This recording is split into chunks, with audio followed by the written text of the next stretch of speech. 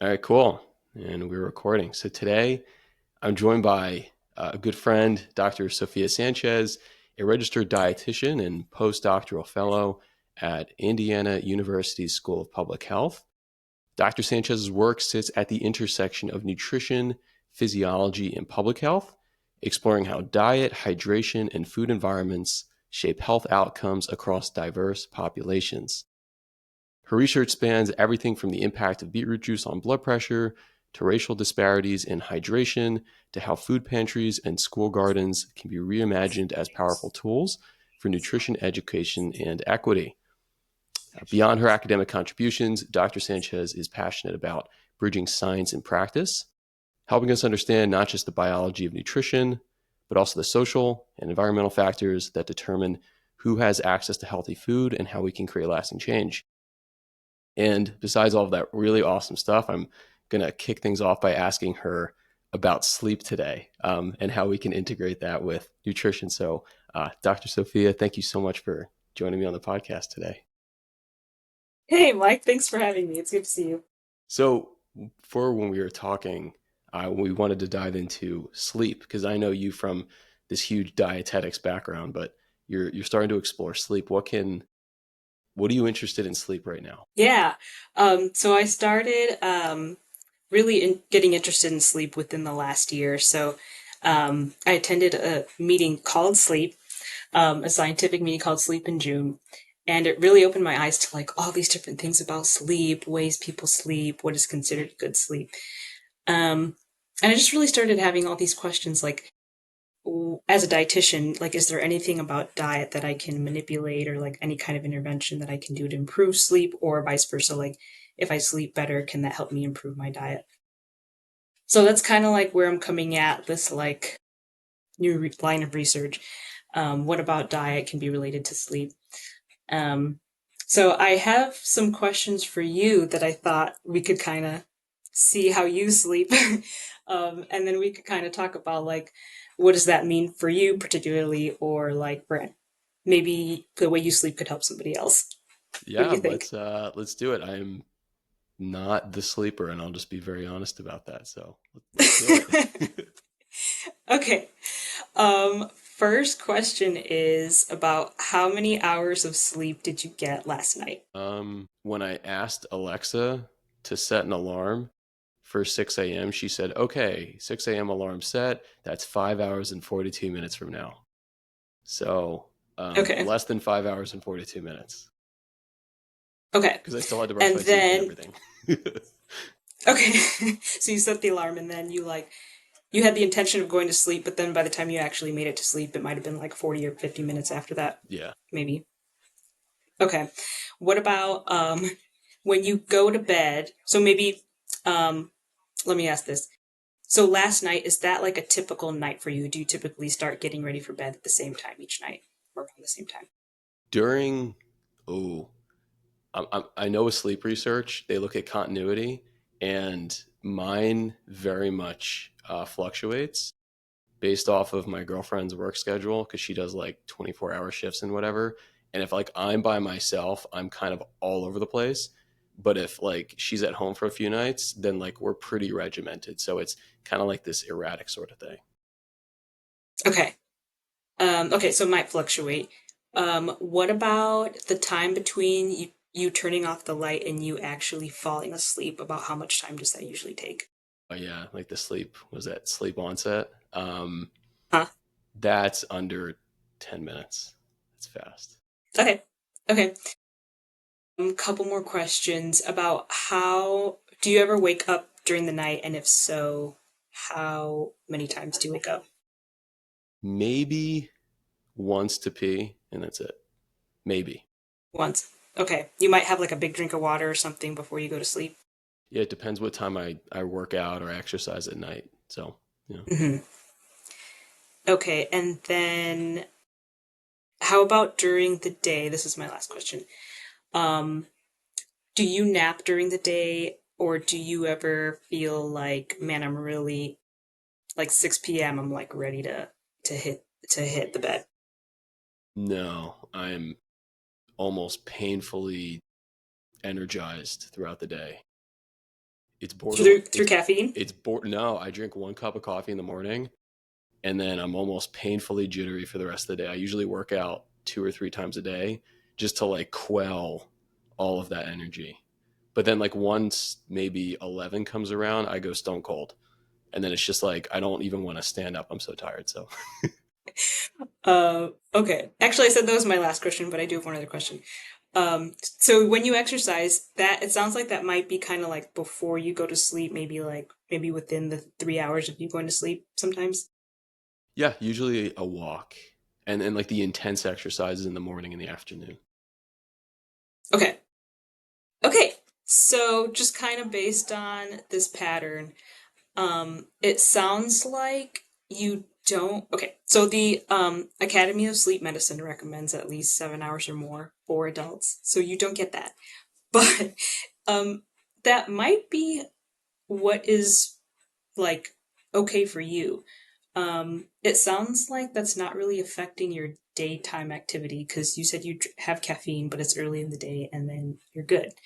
Um, Now, I think only like 30 or 40% of people, it has to be lower than that. Okay.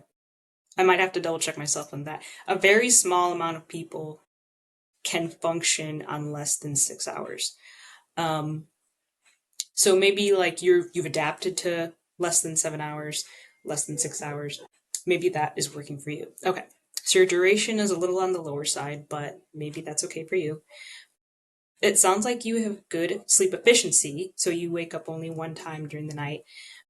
We want to, ideally, the amount of time that we're in bed, we're asleep. So if we have poor sleep efficiency, if we're like tossing and turning or waking up a ton, that's considered not great sleep. Your sleep onset sounds like it's pretty good too. If you go to bed, but then you're awake for like an hour and 30 minutes, we consider that not great sleep. And then what else did we say? I think But if I like think that's basically it. if you're like drowsy or distracted during the day, I feel like that was part of the Pittsburgh Sleep Quality Index of like how often do you find yourself drowsy during the day? And for me, it's like zero, and other people they just can't stay awake. Yeah, yeah. So if you can't stay awake because you had such bad sleep, then yeah, that would be considered like a like not great sleep health. Um, Something I was reading actually earlier this week was about exercise and sleep. So, um, exercise is considered to be like a sleep aid. Like people help practitioners might recommend exercise to help improve sleep. And this is because it's like accessible. It's considered accessible. It can be low cost, and um, it can like tire somebody out so that they want to go to sleep. So this is like kind of established in the literature, exercise being a sleep aid. Um, for people who aren't already regular exercisers, if they exercise within 3 hours of going to bed, then that can ruin their sleep quality. But it sounds like, especially for somebody like you with all the metals you have in your background, if you're a regular exerciser and you sleep, or if you exercise within 3 hours of going to bed, it actually can benefit your sleep.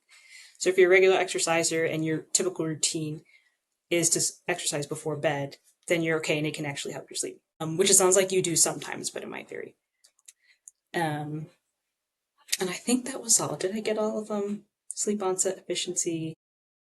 Yeah, I think so. I typically do exercise before I go to sleep. Um, Now, one thing that people don't recommend is to eat before you go to bed. So what I do is I do that. um, I exercise. Let's say Dr. I Sanchez, exercise. everybody. um, I exercise at like 8:30, sometimes 9 o'clock, depending on my schedule. It's pretty late actually. Which I don't love it, but sometimes just the day, like everything that I have to do in the day, like I'm like, this is the time that I can do it. And I don't want to exercise before I start my day at like 5 a.m. or something. Um, so I'll exercise, have dinner. I'll have dinner like 10 p.m., which is not recommended. Um, but there is a lot of what a lot of people don't know, a lot of research, I should say. There's really not good research on the relationship between diet and sleep. So, diet timing, if you have a large meal before you go to bed, that can push your circadian clock. So we don't want that. We don't want to phase shift is what it's called. Um, so I am trying to get better at that. Especially after attending that sleep conference, I was like, okay, I'm gonna lock in. And then the next day I didn't. But I'm working on it. It's a goal. What about you? What about your meal times? Um, how do you time your meals before you go to sleep? Jeez. I What's funny is that I like how, honest you are with what you do. Because I feel like people need to hear that, because it's funny because we have, experts who talk about these different things, and they almost try and micromanage it down to a point where it's almost like annoying. It's more of like a task list. It's like Andrew Huberman, like he talks about like a lot of cool stuff, but then he's like, you need to get this many minutes of sunlight in your eyes at this morning and only drink water and like a little bit of electrolytes and then 6 hours. And I'm like, dude, just like tell me to exercise and I'm fine. Like it's like you can make it very broad and most people are going to follow it, but in the first 30 minutes it's but I don't know. I For me, it's a in recent years, it's a hard no to have and I'm interested to see what you think about this. I mean, you're the expert on this. Like, it's a hard no for me to have a high glycemic index carbohydrate in like an hour or two before bed, because even though it's going to increase sleep onset, the next morning I'm like in this hypoglycemic, groggy state where it's impossible for me to get up. So an example is a few weeks ago, we went out with friends and we went bowling for the night. We had a wonderful time. And right before bowling at around 6 p.m., we had ice cream. And I'm like, okay, so I had like a smaller and medium, went bowling for a couple hours, and then got home, had protein shake, and then like went to bed, woke up the next day, felt fine. And I guess bowling was decent physical activity because like we bowled for like 2 hours. But any other time, if we're at home and we're like, oh, like if we make ice cream and we're like, oh, like let's take some ice cream and go to bed and watch a Netflix show or something.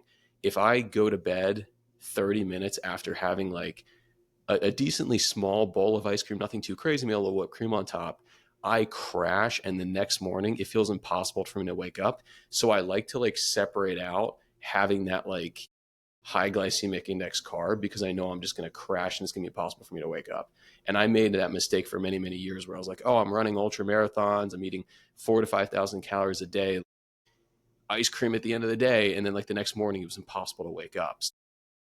Hmm. What are your thoughts on this? Interesting. Yeah, there's some research to suggest that like increased carbs is related to short sleep duration. There's some research on carbs and your sleep stages, so how long you're spending in REM sleep, deep sleep. But it's not totally understood. So I don't think it's established yet, like your carbs and like sleep quite yet. But for me personally, I do feel like when I have carbs before I go to sleep, like if it's just pure carb, maybe like a smoothie or something. Or an example, my dad brought over like a creamy, a Ninja Creamy, and it's like an ice cream maker, and he was like, "This is gonna be great," and it was all carbs, and I was like, "Oh no," it was delicious, but yeah, I just felt like I didn't sleep as well. It sounds like that's the same for you. Like if you have like a blood sugar spike right before you go to sleep, it like impacts your following day. So that's pretty interesting. Maybe there's something there. Yeah, I always talk with my students about it, and this was like one thing that they always talked about in the nutrition research is this idea of having a mixed meal, and that when you have some healthy fats, dietary proteins, and fiber, it can really help to slow down digestion. And I always tell my students, like, what's the so what to that? And like, I mean, I get it, you're 18, 19 years old, maybe you stay up late, maybe you're drinking some alcohol or something, or if you're on a sports team, go, go, go, go, go. And I'm like, don't sit in my class and look at me while you're just eating Pop Tarts. If you're gonna have the Pop Tarts, also have a banana and some like Greek yogurt with you or something, or have like a protein source, have a little bit of healthy fats, have a little bit of fiber, so you're not just gonna zoop, so you're gonna fall asleep in a half hour. Have like a little bit of like a mixed meal, so you're not gonna just overload yourself with one specific thing. And that's been one thing I think with age that I've been trying to do is, instead of grabbing one thing and just having like a snack, I try and actually have like a decent balanced meal. and like therefore I stay a little bit more stable throughout the day. And in those meals, try to make it a little bit more colorful, get in more micronutrients. But that's never something I ever thought about. And maybe my sleep is benefiting, or maybe just I'm healthier day to day because I'm not eating as much junk. I don't know. Yeah, that's actually a thought as well in the research. So like if you're sleeping bad and eating bad, is it really because your sleep quality is impacting your diet quality and your diet choices, or is it because you're spending more time awake, therefore that's leading to more snacking occasions, eating occasions, or are you just like staying up and just happening to eat worse because of the time? Um, but yeah, I think that's great, and a great thing for you to kind of advise your students, like try to make it like make it a mixed meal, make it a mixed snack. Because I feel like if it's just like one macronutrient, you're still going to be hungry, unless it's protein. But if it's just like carbs or fat, like I'm hungry, and like 20 minutes later, like I feel like I haven't really even eaten. Do you are there any lingering questions that you would like to know? For example, like if I gave you like a time warp and I'm like, okay, like you can run these studies for the next 5 or 10 years, but you'll get it done in the next like couple of weeks. We'll just time warp this one thing. What would you like to Nice. understand about nutrition and sleep that is still lingering in the back of your mind? Well, that's such a good question. I'm currently working on analyzing some data that's looking at how diet, I've been looking at it for too long, how diet impacts your sleep. So, what specific things about your overall dietary quality? We measure that through the Healthy Eating Index, which is a score from 0 to 100. So, a score of 100 would be considered higher. So, the average American gets a score of 58, which is not considered great, but that's average. That's who we are as a country. Using Healthy Eating Index and then DASH, dietary approaches to stopping hypertension. We're using the DASH score and the Healthy Eating Index score, and we're seeing is there anything about these particular diets that are related to people's sleep? But overall, in the sleep literature, similar to exercise, diet and sleep, it's kind of like bidirectional. So sleep can impact your diet, but diet can also impact your sleep. Um, so we know that things like alcohol or caffeine can negatively impact your sleep, but there's also some things like potentially magnesium can benefit your sleep. Similarly, we think that poor sleep quality can lead to increased cravings, but it also can lead to hormone dysregulation like ghrelin, insulin, leptin. These hormones are different if you have a night of bad sleep. So it's kind of like what is affecting what. So to answer your question, I feel like if I could answer whether or not sleep is a stronger predictor of diet or diet is a stronger predictor of sleep, I feel like that would really help me as a dietitian, like make diet recommendations or sleep recommendations. I'm not a sleep health professional, but I feel like I could speak more knowledgeably about specific dietary things to say, like, hey, eat this to help your sleep, or maybe limit this. Um, that's kind of my like high in the sky dream, but we'll see what happens. I'm sure maybe like 100 years from now, maybe that question will be answered. What's funny about that is you said like, oh, 100 years from now, back like not too long ago, like in the past, like, I guess like 300 years, people used to sleep with their back up against the headboard. So they would sleep at a 90-degree angle. They didn't sleep supine, like, because they thought their heart would stop if they actually lie down.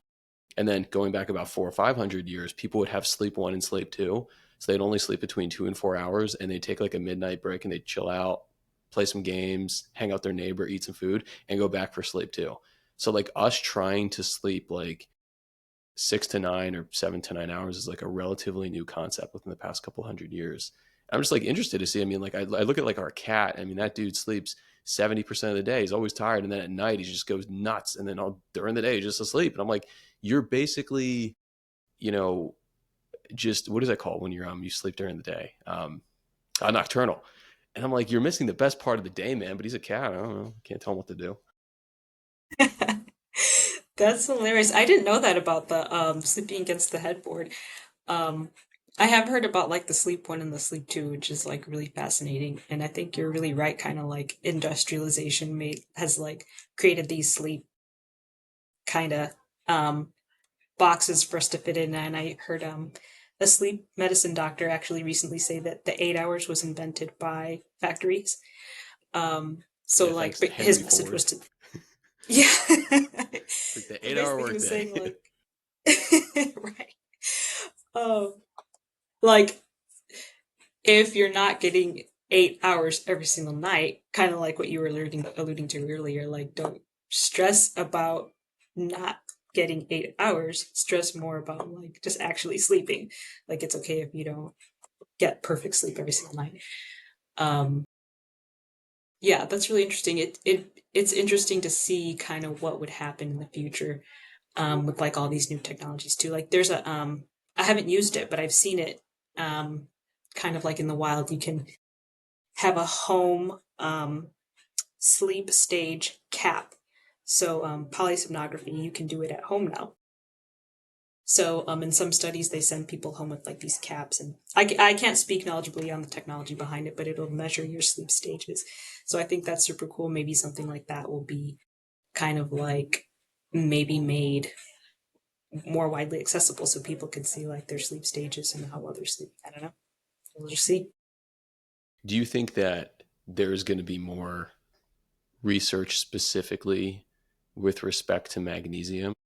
Because I feel like when I took a bunch of magnesium classes, I took a bunch of nutrition classes even in grad school, which was you know 3 4 years ago, which was like not a long time. I remember learning about the different micronutrients and the metabolism and yada yada yada. And like me personally, I was like, oh, let's focus on like calcium and vitamin D. And I'm thinking about like bones and muscles and action potentials. Then it's like people won't stop talking about magnesium. And I feel like once something's popular, it's the most popular thing ever. So it's like, oh, Taylor Swift, yeah, she's the best. Everyone else sucks. And it's like we've got like magnesium, and it's like everyone's magnesium, magnesium, magnesium. And I'm like, does anybody know what magnesium does? It just seems like the utility player that kind of does everything with like muscle excitation, muscle relaxation. It can help sleep onset. It can help like X, Y, and Z. Um, what can you speak to with magnesium? Because one of my friends has a grant looking at magnesium, and I think it's like skeletal muscle protein synthesis. And I'm like, yeah, it'd be cool. It's a mineral. It does a lot of different things. That's such a good question. I love that you asked that because um, actually last week, some of in Austin's lab, he's been taking magnesium and we did like a taste test. It just came up that he was taking it and he was like, I'll let you guys try it. So we did this magnesium taste test and during one of the lab meetings and Mike, everybody was exhausted. I was like, you did this, Austin. Like you made everybody tired, so you have to give everybody a time off. um, but anyway, it might have been placebo effect. But to answer your question, actually, the NIH just had like a sleep workshop earlier this week. I think it was. It was this week or last week. And so they had this big kind of like open call if you're interested in sleep and you have a research question about something specific to diet and sleep, be prepared to give a presentation on it. So I was like, oh yeah, I put in magnesium. And they replied and they said, someone else is already doing that and better than you, so you won't be asked to present. So I was like, dang, but I do think there will be more research specifically on magnesium and sleep. The average American does not get enough magnesium and a lot of different other things too. But that's just to say that I think that magnesium is really of interest right now. Um, and it could be a sleep aid, it could be a placebo, but I think there's a lot of benefits beyond sleep, maybe muscle protein synthesis that people can benefit from. Now, I think that if you're already deficient in a particular thing, um, in a lot of nutrition research, once you start getting adequate of this thing, then you have benefits. So maybe it's that most people are not getting enough magnesium and then they start taking it and they're like, oh, I feel amazing now. So yeah, I think another one of those kind of, we'll just have to see things like maybe there's benefits or maybe it's just a placebo effect. Do you take Yeah. it or No, no. do you use anything? I like, I don't know. I'm interested to ask you like this question. Like, I've never asked like a professional this question, but like I eat about 4,000 calories a day because I'm so active and Yeah, you run a ton. yeah, like running and the lifting and just like I can't sit still. So I Hmm. think my NEAT is just through the roof. Yeah. And like my students will ask me who are like athletes and some of my sedentary students like, oh, how much should I eat? And I have like this diet app. I'm looking at my micronutrients and I'm like, listen, with the micronutrients, as long as like you're hitting somewhere around that daily value, you should be okay. If you're severely deficient, please talk with your doctor or a dietitian and like you settle things out. It probably doesn't hurt to take a multivitamin, but like I've looked at like my magnesium and my potassium and some of these things because I eat so many fruits and veggies and I drink like so much milk. They're like triple what they're supposed to be, but like I feel fine. And if I'm eating 4,000 calories a day, I feel like that kind of makes sense. So would that be like a concern or not so much if I'm just basically eating double what the normal person would eat? Hmm. That's a good question. Um, I'm trying to think back to some of the diet logs I've analyzed.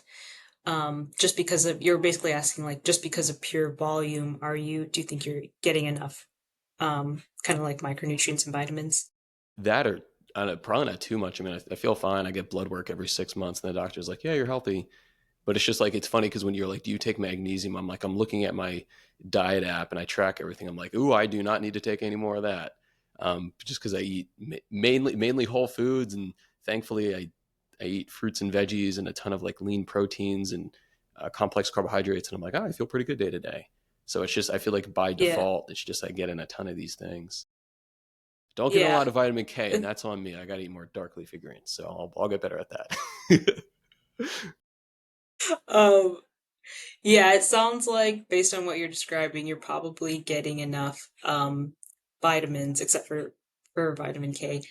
Um, some it kind of depends on the person because some I've seen some people they have tons of volume, like kind of like um weightlifters, big weightlifters, like will have just like tons of volume, but sometimes it could be like 500 calories worth of rice, or it could be like 500 calories of like that they went to Chick-fil-A or something. So it's kind of like a question of diet quality. Like if you're having 4,000 calories, what exactly is making that up?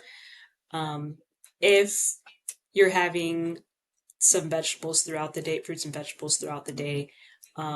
I'm not too worried about like the specific quantities and serving sizes and cups and ounces. Like we can get to that level if somebody wants to. Like I'm happy to look into that.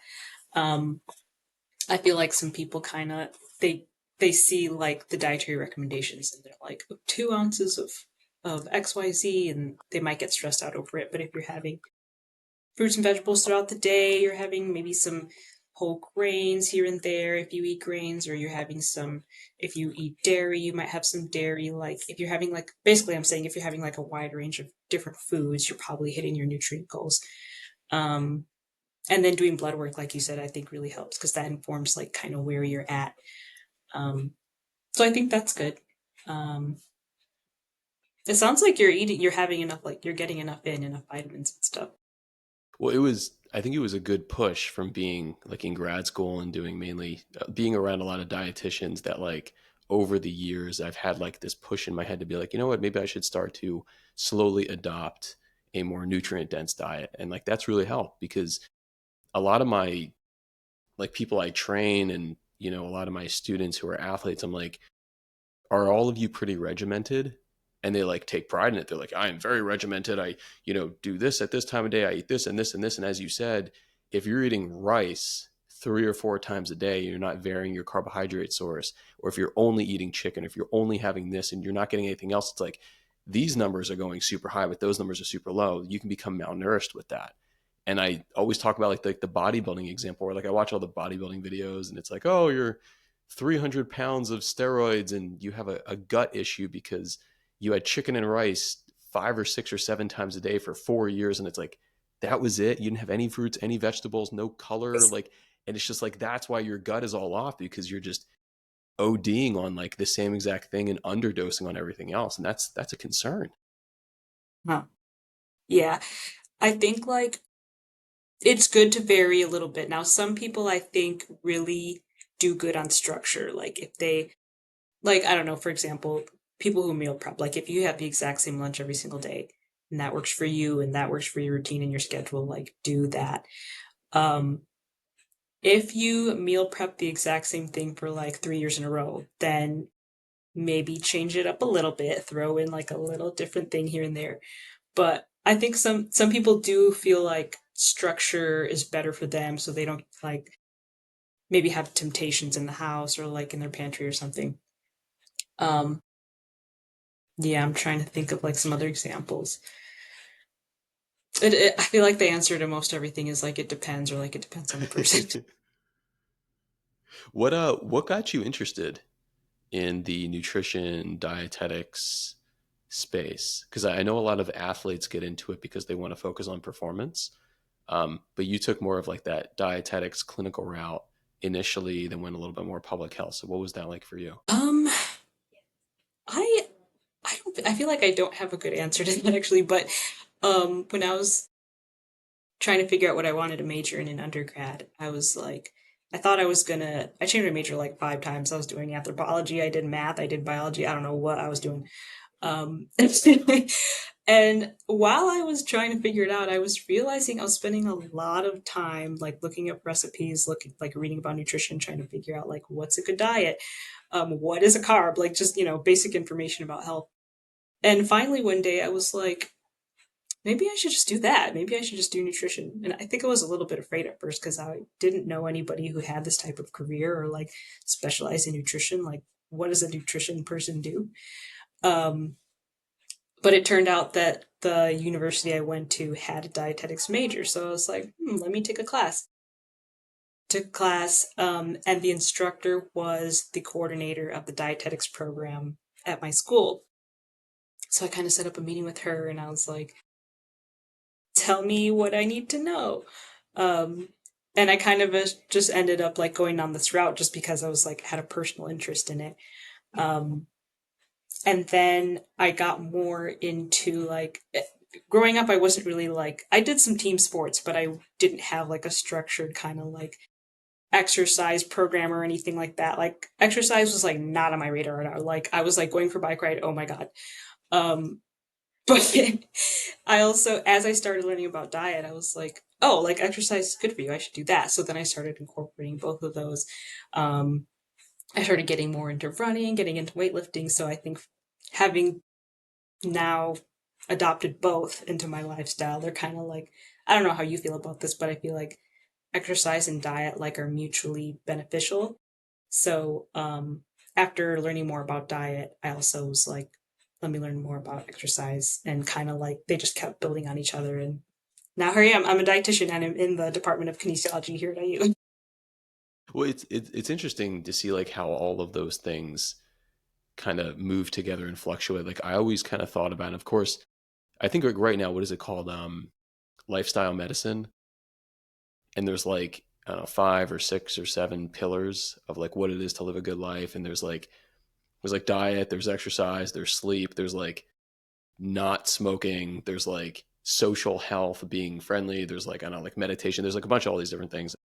It's funny because I always thought about it in undergrad as far as like a three-legged like table where you could have a long sturdy leg of like exercise, a long sturdy leg of nutrition, and a long sturdy leg of like sleep. But if you took away any of those legs or you shortened any of them, like the whole table would fall.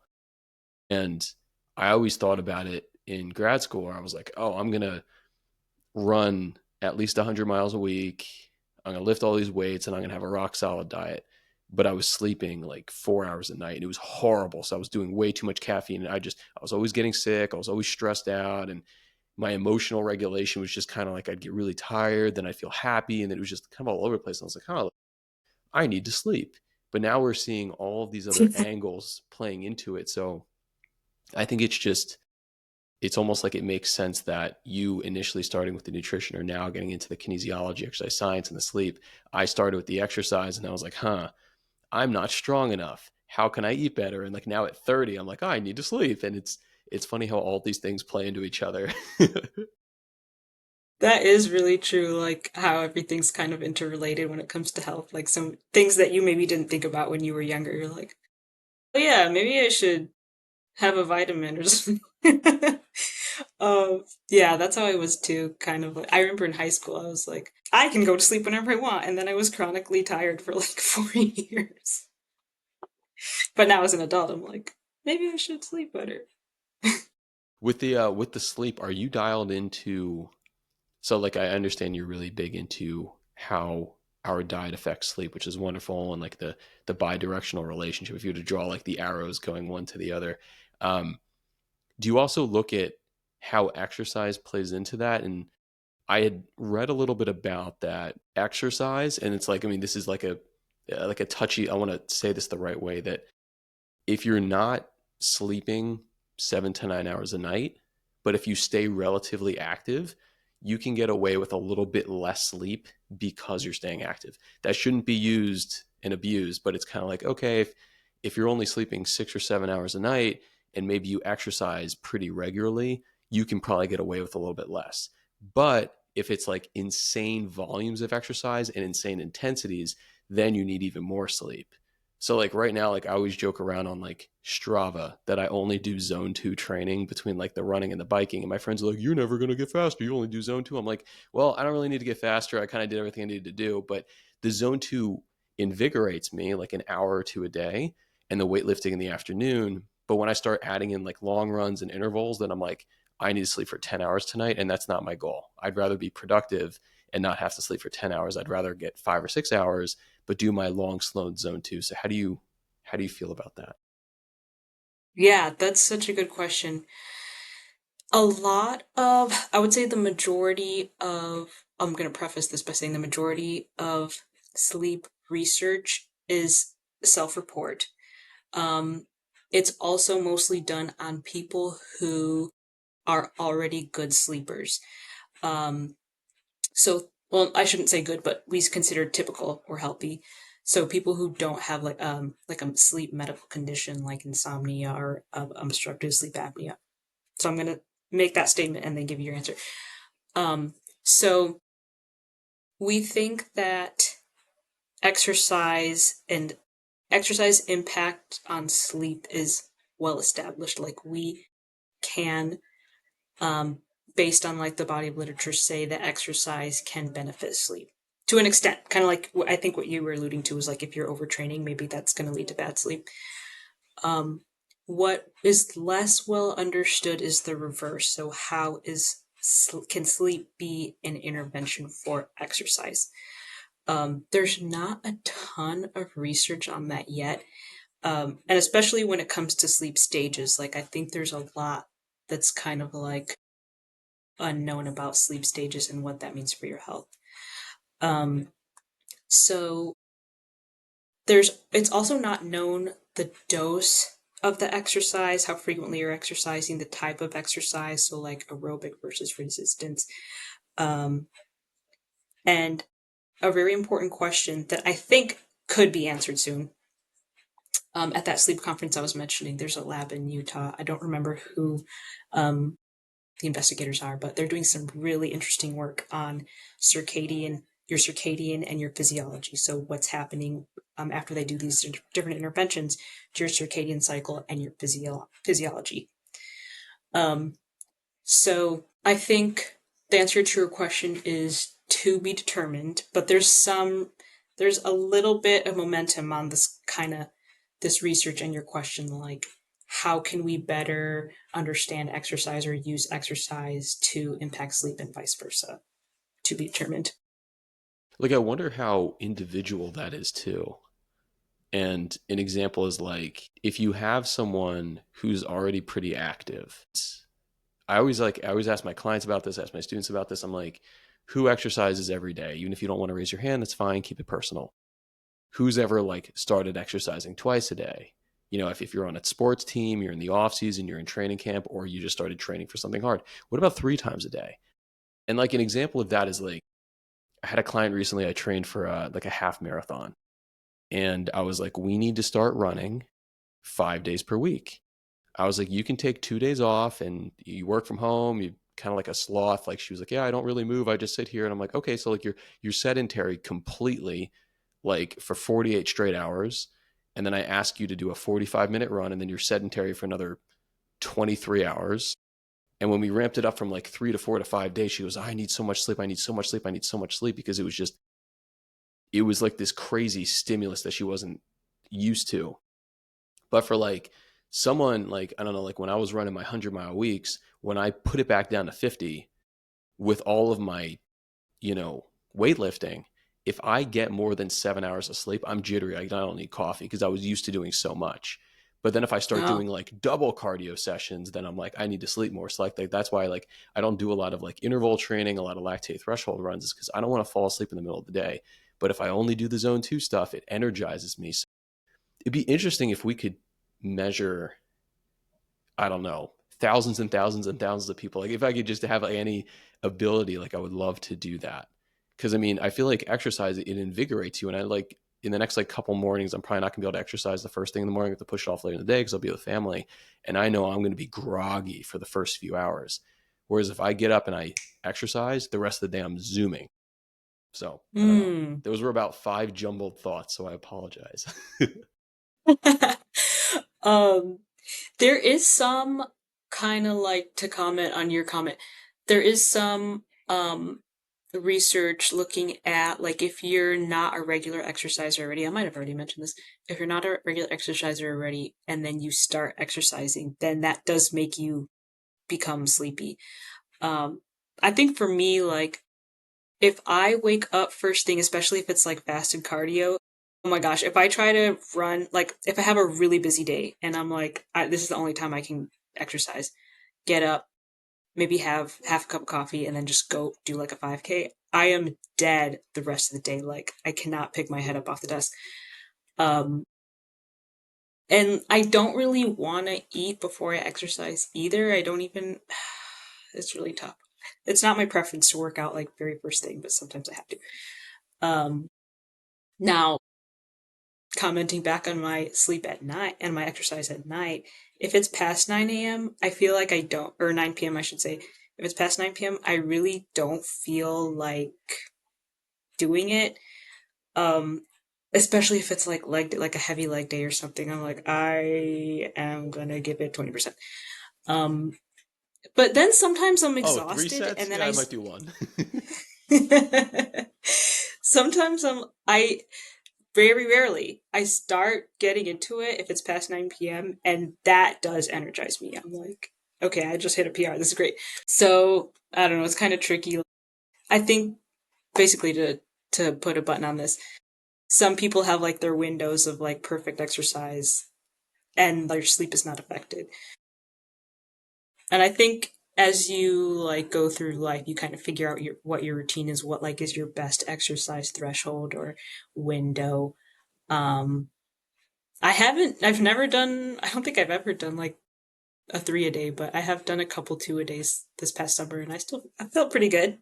But maybe that was because there was sunlight out. If that was winter, I probably wouldn't feel so great. Wonder too, and like this always goes through my head is like I have, obviously I'm sitting at a desk right now, but like over my shoulder I have like a walking pad, and I have like a little bit of a raised desk. And it's interesting because on the days that like I basically never sit down, I'm energized all day and I sleep amazing. Cool. And it's like I always wonder about that, because it's like even like if we go to like Disney or something, and Disney it's like there's like so much going on and everything, we might be there for 10 hours. And it's like I'll do 1 cup of coffee, I'll drink some water, I'm probably moderately dehydrated throughout the day, but those are just like my favorite days of my life, because I never have that tiredness, I never have that fatigue, I never have that malaise, and I'm literally just moving nonstop for 10 or 12 hours. And I'm like, I'm probably eating crappy food at Disney, but like I'm just moving, moving, moving, moving. And I get to bed Yeah. and I'm out like a light for 7 or 8 hours. I'm like, this is amazing. So I wonder like how we could shift the United States population, or any of us, to that sort of lifestyle, and everyone just gets healthier and more awake. Because when I'm like in the car, I just feel terrible just driving, driving, driving. But if I'm always moving, I feel amazing. Yeah. Um, Something that kind of like I guess a line of thought. that I learned during my PhD was like, have you ever heard of the social ecological model? I think about that all the time. Like this model, basically in like a nutshell, is like one thing affects another thing. So what are ways we can influence our selves, our home, our like workplace or school, like just getting bigger and bigger, bigger, and then the biggest level being society. Like how can we all influence these different layers that we live at to be healthier? Um, yeah, I don't know how to answer what the answer is, but that would be great if we could. Yeah, I don't know. And kind of like you were saying earlier, there's so many things that affect another thing, like sleep and diet and exercise and all these different things. Something that I've kind of been wondering what's going to happen is you might have heard it in the news, like this legislation that might be coming down about the daylight savings time and a permanent one versus like being in constant daylight or being in constant um, the other one. I can't recall the name now. Have you heard about this? I know that they're always trying to change. Like, are we going to do away with daylight savings time? Because it's like you fall back, you spring ahead. Are they trying to just like stop that whole thing? I think so, which I'm not opposed to that, but I think the one that like legislators are leaning towards is like the one that is most harmful for sleep or something. I'm obviously not well informed on this topic, but Yeah, neither am yeah, I. if I have that no idea. if that policy happens, then like it'd be really interesting to see kind of the implications of that. Like how are young students, how is their learning and health affected? Like if they're getting less sleep, I don't know. Just something I'd be interested to see. And it's funny because we had begun this conversation saying that it's like, okay, you're in Indiana and I'm in Florida. And despite whatever preferences you have with the cold weather versus the hot weather, whatever it is, like I would lived up in the Philly area for 25 years of my life, maybe 24 years of my life. I love Philly, but man, I mean, 6 months of the year, it is insanely cold. It is insanely dark. Everyone's vitamin D deficient. And it's up to you to like get your butt outside and bundle up and start walking and exercising. In Indiana, it's way worse. Like it's a way colder, way more open spaces. Whereas down in Florida, I'm like, if I actually just want to live a happier and a healthier life, I'm a human being. I need sunshine. And I always think about that because I'm like, if I could get my parents to a sunnier location, whatever state it might be, like, how could that affect their overall health and longevity? Because even just hormonally too, right? If you're just getting more exercise, you're getting more sunshine, more people are outside, your social life is better, you're probably eating healthier, you're probably up. And I'm like, God, I mean, the implications of that would be amazing. Like, could we put treadmill desks in schools for kids to just walk on? And it's like, you don't have to, you can't force them to, but just give them the opportunity. It's like, hey, you can walk 0.1 miles an hour. Like, as long as you're standing up and you're moving, like you're probably gonna be learning. But if you want to sit down, you can sit down. It's up to you. But I always think if you did these in like waiting rooms, it would like decrease the tension and the stress of going in to see like a doctor or going on an airplane or something like that. Yeah, that's so interesting. Have you ever seen, I don't know the like precise terminology for this thing, but it's like a flexible classroom where the class instead of desks, it's like a jungle gym. That's the classroom that kids That's sit at. awesome. I've never heard of I that. know. That's incredible. I know. I'm sure if you had a teacher as a guest on, they would be like, "I hate it," or I don't know. It would be I'm like gonna cause Google kids to be this. more hyper or something. Flexible But yeah, classroom. I haven't been in one, but um, Oh my I've just gosh. seen pictures of one. Yeah, of I'm gonna helping share kids my just be. screen real quick. Yeah, this is wild. That's fun. There's like little bouncy ball things. Yeah, it's like helping kids kind of like have better posture, just like if they want to get up during a lesson, they can kind of like move around. I think that's really cool, kind of something that you were like, maybe if we just like helped people make it more accessible for them to be kind of like active. Um, yeah, I'm interested in learning more about like how it works in practice and like how the kids like it. Because even so, like I've been holding off asking you this question because like I feel like you probably get this a lot. And I don't know if it's a fair question, but like if I was gonna ask you like as like a dietitian, a PhD, and all this different stuff, like, if there's one or two things that you could just kind of drop in there, which could move the needle huge, like what would that be? And like as an example, like if you've ever written or read the book Atomic Habits by James Clear, he always talks about habit formation, that in order for a habit to stick, you need to make it very accessible, you need to make it easy, you need to make it attractive, versus a bad habit, you need to make it like impossible. So the example is always keep fresh fruits and veggies and lean proteins in your house, and never have candy, cookies, and chips in your house. And I personally abide by that, and it is so easy to snack on fruits and veggies, and it is impossible for me to snack on ice cream because like the grocery store closes at 10 p.m. and I'm not going to drive out to some random 7-Eleven to get a $3 popsicle or something. So I'm like, cool. So for me, it's like that hack is like just having apples and bananas and stuff in my house. Do you have anything like that you think could help move the bar in a really, really positive direction? Ooh, I love that example that you gave. Okay, this might be a hot take. Um, but I read this book a few years ago called, I'm pretty sure it's called Diet Cultures. Have you heard of it? It's by Mike, I can't recall the last name, but it's basically about like different dietary philosophies, paleo, vegetarian, vegan, like all these different types of diets and like how people become followers and kind of about them. Anyway, so it was a very illuminating book. I found it very interesting. I recommend it to anybody. But basically, this book was saying that it doesn't matter what diet you follow as long as it works for you. Um, and I feel like maybe not in all cases, but in many cases, that is good advice. So, like, as a dietitian, like, and we have a study right now where I have to counsel people to eat low salt. And I get a lot of questions like, what do you think about carnivore? What do you think about this? Is keto a good diet? My answer is if it works for you, then you should do it. I think that, like, if you like keto, or if you like carnivore, or if you like vegan, or if you like vegetarian, like, you should do that. Now, I can give you my professional recommendation of what I think you should do, but if you don't ask me for it, then I won't give it to you. Because I feel like in those cases, people are kind of seeking validation for something they're already doing. And if I tell them, like, I don't think you should do XYZ, they're going to be, they're automatically like, kind of have a wall up. So anyway, to answer your question, I think that if someone's following a diet and it works for them and they're happy and they're healthy, then do that. As opposed to like fitting yourself into a specific diet that you're like, you have to start buying all these new things and like changing all these things about your lifestyle. Like, if you're motivated to do that, then do that too. Like, it just kind of is like, yeah, I don't know. I feel like as a dietitian, like, sometimes we get hate for like saying it's whatever you want to do, but I feel like that is kind of the answer sometimes.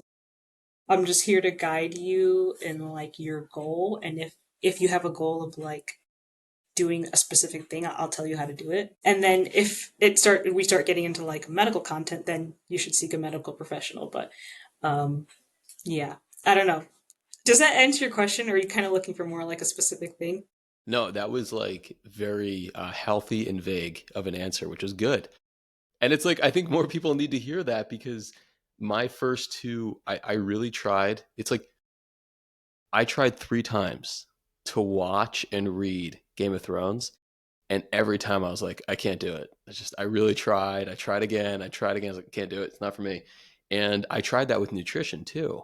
And it's funny because I primarily teach nutrition now at the undergrad and the grad level.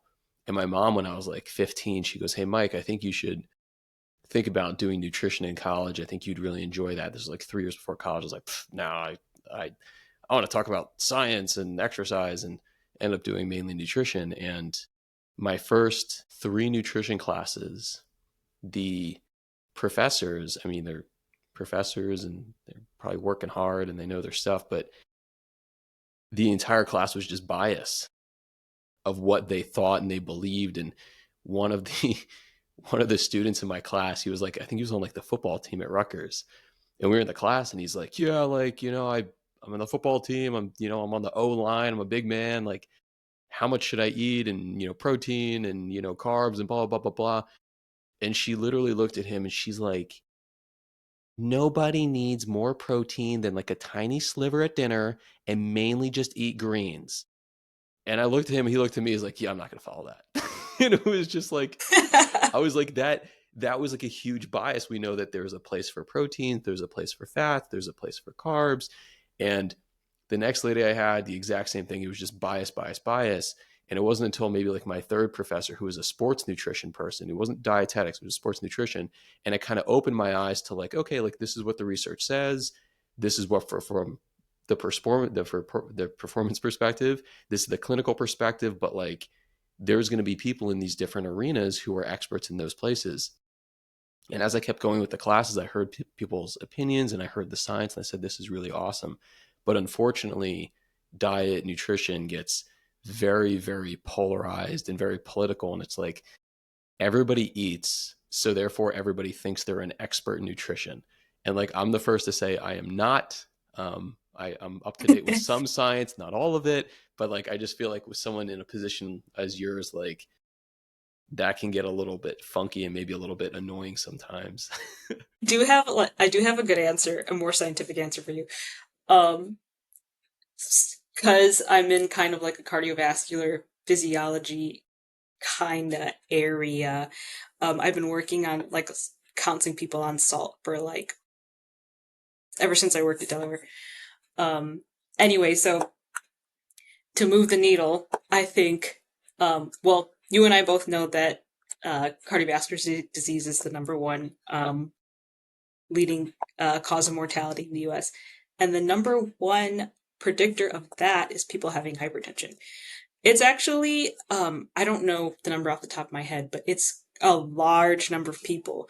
Um, as you get older, your risk for hypertension increases. And some diet logs that we have people come in, fill out a 3-day diet log, and some diet logs that I see people when they have their sodium, when they report how much sodium they have, like on average, the average person will have 3,400 or 3,500 milligrams of sodium per day. Now, the recommendation is 2,300.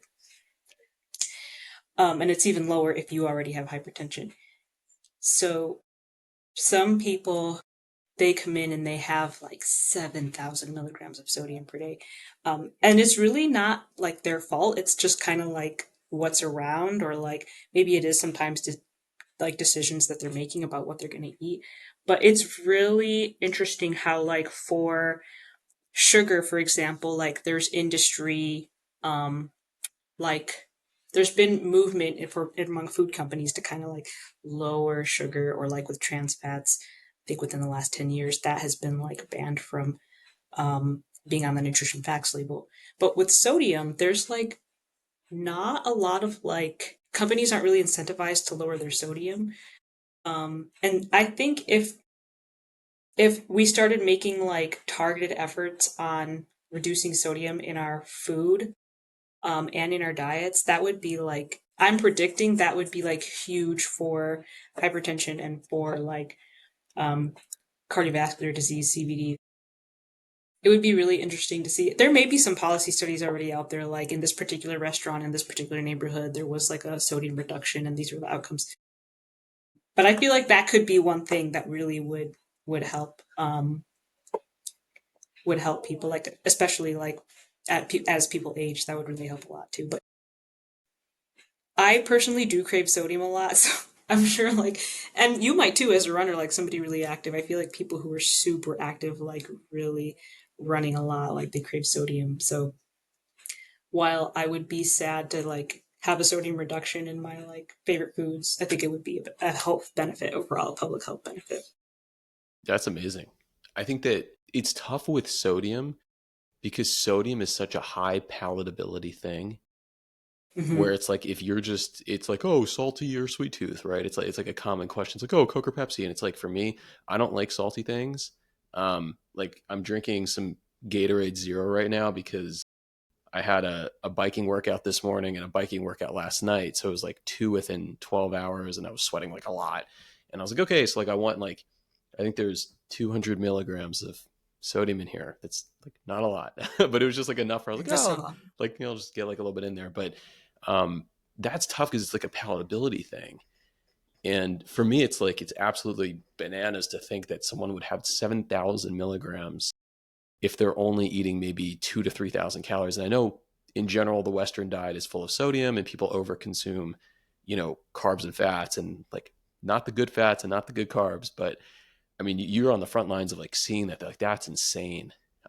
Even people's like limiting belief systems around that too is crazy, of like, oh, well, I need this. And it's like, well, maybe not as much of that, or maybe you can shift to a more nutrient dense source of this. But there was a graph that I presented during my dissertation defense, and it was like, what happens if everybody in the United States lowered their systolic blood pressure by 2 millimeters of mercury? And it was, and you can't like quote me on it, but it was like 80 million fewer strokes per year. And it was like, what? It was like, if everybody in the United States lowered their systolic blood pressure by 2 millimeters of mercury, there'd be 80 million fewer strokes. I'm like, I mean, for people like us who are very like young and active, we eat healthy, we're not gonna notice a difference. But for the people who are like very unhealthy and not consuming good foods and they're very sedentary, like that little drop, it's like maybe that can add 5 years in their life. Who knows?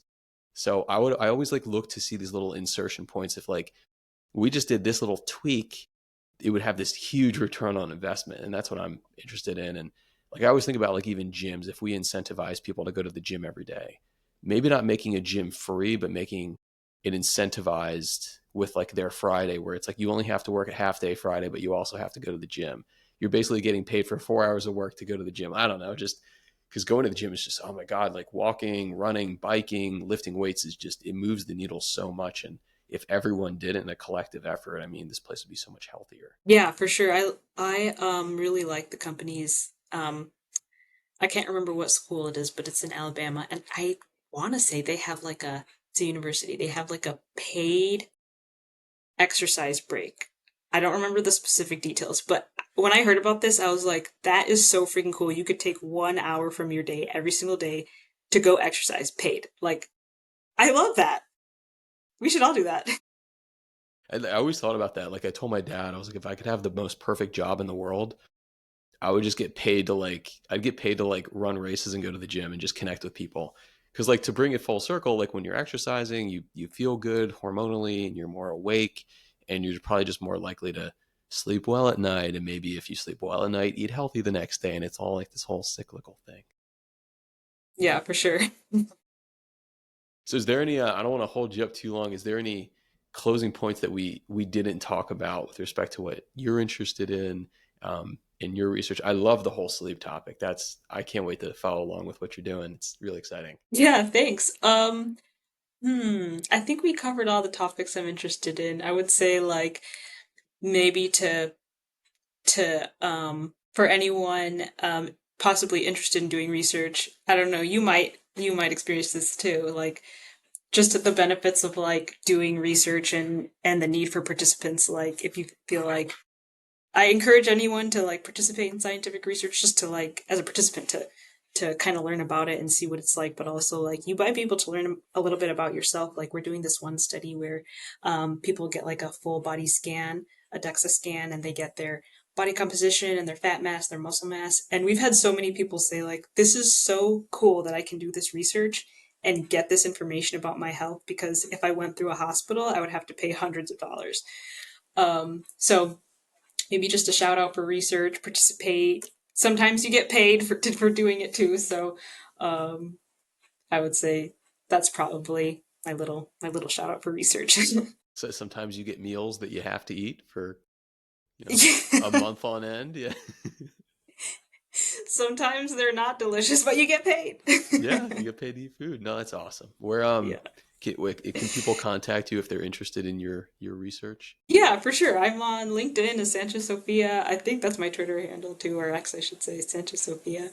And my institutional email is up on the IU website, so that's available SOFOSANC at IU.edu. Awesome. This was great. Sophia, thank you so much for coming on today and sharing your knowledge. And tell Austin I said hi, and we keep chatting everything. Yeah, we'll do. It was so great to talk to you and catch up. All righty.